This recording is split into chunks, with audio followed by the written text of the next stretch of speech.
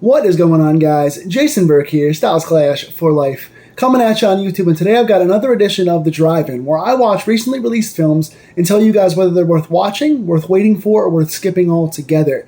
I'm still getting over a cold. I'm on day 7 of this cold. As you can hear, I sound like shit. I'm 98% better. I'm feeling pretty good today, but it's hard to breathe, so I'm going to be pausing a lot. I'm going to sound like shit. I'm going to try and get through this, but I had to bring you guys a review of a film that I did not know was coming out until I saw a trailer about 2 weeks back, and I dove into this because it was on Shudder. I heard a bunch of hullabaloo about how this movie did in festivals. It made some pretty famous festivals at the end of last year, but finally came out overall as a American release on Shudder a few weeks back, about 3 weeks or so ago, and I finally got to check it out, and I'm late on this review because I was in a show and I was sick.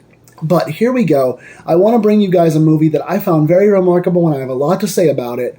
I've been a stick in the mud with horror so far this year. There's been a lot of famous films that a lot of you guys have liked that I have not been as big a fan of as you guys have. That might change today because I want to talk to you guys about what I consider a 2024 release now. Late Night with the Devil. I want to talk to you guys about this Shudder release. It was written by Cameron and Colin Carnes, starring David Dastmalchian as Jack Delroy and Ingrid Torelli as Lily. And basically, the spoiler-free premise, I'm not going to spoil this because I want you guys to watch it. The premise of this essentially is that this 70s talk show host, kind of like the David Letterman, Jay Leno kind of thing, the 70s talk show host is trying to beat the famous talk show hosts, the Johnny Carson style thing. He's trying to become number one in the ratings, and he realizes that this is his last chance. They're about to get canceled. He was once famous on top of the world. His ratings have been going down. He took some time off when his wife was sick, and he went out to a kind of a retreat, a resort somewhere, and kind of hobnobbed with some people that were famous. They kind of explain this in the first 5 minutes of the movie. You get a big kind of a voiceover trailer exposition dump kind of a thing. And so this host gets famous. His wife gets sick. He goes off to a retreat. His wife dies. He takes time away, comes back, cannot recapture his success. So he tries a kind of a publicity stunt ploy to suck in viewers so that he can kind of become the new Johnny Carson of the 70s for this late night talk show. And it is a Price of Fame horror movie that we see unfold before our eyes. And that's all I can say right now without spoiling. But I will say, number one, I have a lot of positives to go over here. Number one is presentation. This entire movie, for the entire runtime of an hour and 26 minutes, which to me, we'll talk about pacing in a bit, but it was an hour and 26, and this entire film is presented and feels like a 70s talk show. It is presented, it is shot that way, it is shot in that style. We'll talk about the production in a minute too, but it's presented like a genuine, like you're watching Johnny Carson, or you're watching, David Letterman, or whatever talk show host you like, at 11:30 at night on one of the local network TV stations. It has that low, grainy, purposeful quality that gives you the feel that you're watching a full episode of a late night talk show. They're not just cutting jump scares. They're not just doing this found footage thing. They're making you watch an actual TV show that the host is building up to this big stunt at the end, where he's going to bring on a girl who's been possessed by the devil and can kind of conjure the spirit as a ratings ploy to try and become more popular with viewers and become more famous. So we open the show, and this whole thing, it's the host doing his opening monologue. It is the backup band playing their songs in between. You see, them pitching to ads and short commercial breaks. And the whole time we're on the show, we get this production value, and then they cut the commercial and you get a black and white thing in between. And we're watching an actual episode. So everything feels not only like an authentic talk show, but authentic 70s. So the presentation of this is incredibly unique, because usually when you get something like this, it's either found footage, or they're just jump cutting to big gory things, or they get impatient and they jump the gun on the plot and they don't spend time with the characters. So presentation is a big time talk show positive. Also, production value. Again, they put as much time into the production as the presentation. They shoot it in 4:3 aspect ratio. They shoot it with the top bars. They shoot it with, your sepia tones and your filters like you're watching the grainy show. You have kind of the cutaways like it's almost a VHS tape or an antenna feed. You get little bumpers of the commercials that are coming on TV. And then when they go to commercial, they basically kind of make it a behind the scenes thing where you're seeing the characters prep for the next segment and talk about what just happened on the show in black and white. So you're getting kind of an insider's look at this behind the scenes aspect of the show. So presentation and production, both incredibly authentic, incredibly real, and they're building up to what becomes a pretty tense situation. Next thing here, background actors. So not only do you have the two main actors, which are David Dastmalchian as Jack Delroy, who steals the show in this. He's your main character. He's your talk show host. He's got the charisma. He's drawing in the audience. He's playing off some of these scarier aspects. He's running the TV show, trying to keep it a smooth ship. He's, fighting for his life behind the scenes. He's nervous behind the scenes, but when he gets on the air, he's got that game show smile. He's engaging with the audience. He's talking to the live studio audience. He's got the charisma. Lily, Ingrid Torelli, who plays Lily, the possessed girl, has a wonderful dichotomy between being the possessed girl and the regular, nice, kind, quiet girl, which is very off-putting and offsetting in a positive way for this, which creates a lot of tension. So acting in general and main actors killed it. Big positive there. But the background actors here are phenomenal. I should have written down every actor in this because they're all so good. I didn't write down all of the actors' names, and I want to apologize because they're really good. June, Christoph, Carmichael, they have opening acts on this show. It's not all about the possessed girl. It's also about some of the other, charlatans and things that they build up to that you would have on talk shows to try and pull ratings. You have somebody who's doing the, Miss Cleo psychic gimmick, right? Where they're, channeling somebody. Who's that guy in the studio? I forget his name. There was a big scandal around him where there's a guy in a studio who, closes his eyes and channels the audience and tries to, hey, I'm hearing a voice from Chris. Is it Chris? Is it Christy? Is it anybody named Christy, Krista? And he's going around trying to connect with somebody in the audience. I forget the guy's name who was known for that.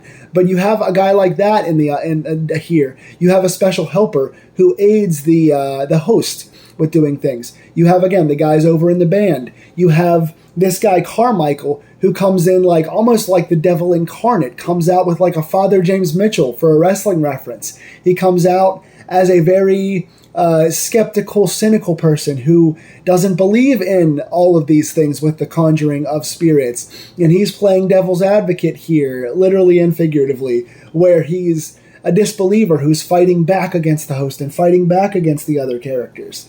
So you have all these other big carnival acts opening the show where, in my opinion, they're keeping it interesting. I've heard people say the pacing in this is not great. In my opinion, my only issue with the pacing is that I wanted more. It almost feels like it goes too fast for me, and that flies in the face of the notes that I've heard. Most people say this is paced poorly because there's not a lot of horror as they build to getting to the final girl. They build to Lily, the possessed girl, and there's not a lot of horror that happens in between. I disagree. Not only do you have moments where these characters are having freaky things happen to them, but it happens like it would in a TV show, right? So these things happen, and oh my goodness, what's happening here? We're going to go to a commercial break and we're going to come back. That gives time for the host to corral things and set things back on their axis and control the TV show, but also gives the viewers at home a chance as an audience to go, oh, I wouldn't want to tune out of that show. I would want to keep it on. I wouldn't want to go off on a commercial. I would want to wait till this comes back. I'm going to stay glued to my seat to watch what happens when they come back from break. So they're playing it like an actual TV show where they give you a hook, like a drama series. They give you a dramatic hook, so you don't want to go channel surf and watch something else. So it's presented like a TV show for the audience, but also presented like another obstacle for the host to try to keep things on the rails, but also keep the audience engaged. So I love that. And to me, this hour and 26, I could have watched this for 2 hours. I could have watched another 40 minutes of this and been engaged personally. And that for me is saying a lot because I like my movies shorter and more to the point sometimes. In this case, and again, not only are you engaging the audience and keeping with your format of this talk show, but also, in my opinion, you're being introduced to the characters. You're spending more time with the insecurities and kind of the underneath layer of Jack Delroy. David Dastmalchian has this face. He's doing this used car salesman pitch, this talk show host, this game show host guy, but he's insecure inside. about his personal life, about his personal choices, about some of his connection to some of these characters, about the unknown, about his talk show and his success. You're seeing him unravel a little bit. You're seeing some looks he gives with very simple nuances like eyes and facial expressions that tell you where the character's going and the direction of where the show's going. And that's enough tension for me. And some of these background characters, like I said, they might not be the main act of horror in this movie, but enough things happen to keep me engaged in the horror aspect. And these characters are fascinating. Their looks, their interplay with each other are fascinating. So even when it's not being directly a horror movie, I'm engaged with in the characters, and I like the small crumbs of tension they do give us before they go full out, like a show or a movie would or should, in my opinion. Also, going forward, fresh demon movies. So like this really doesn't fall in particular into any one thing. It's a character study. It's kind of a possession movie. It's kind of part body horror. It's kind of part like Price of Fame kind of thing. There's a lot of different undertones to this movie. And I feel like, because of the presentation, because of the layout, because of the way it's shot, the camera work, the production, the angles, things like that, this is a fresh take on all of those.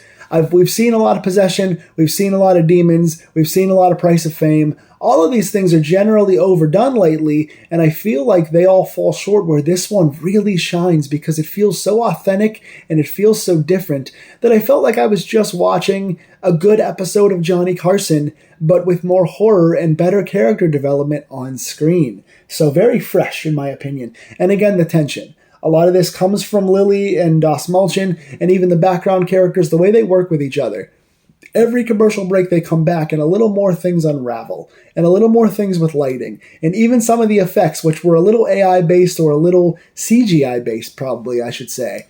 The CGI didn't look amazing in this, but it didn't kill me. It didn't take me out of the moment. I was so invested in these characters, in this tension, in the interplay of the characters, that even the CGI didn't make me go, oh, why would they do that? CGI ruins my moments in these movies a lot, and it did not ruin it here. And that just speaks to the actors and the writers and the production value of this movie. 2 quick negatives are all I have for it. Number one, when you get to the final act, you get a bit of a fever dream. And you guys know that I like things to make sense and not to kind of go off the rails after you're invested. This one goes there briefly. There are some moments of like, what exactly is happening? I don't really get where they're going with this. They bring you back fairly quickly. You're not lost for too long.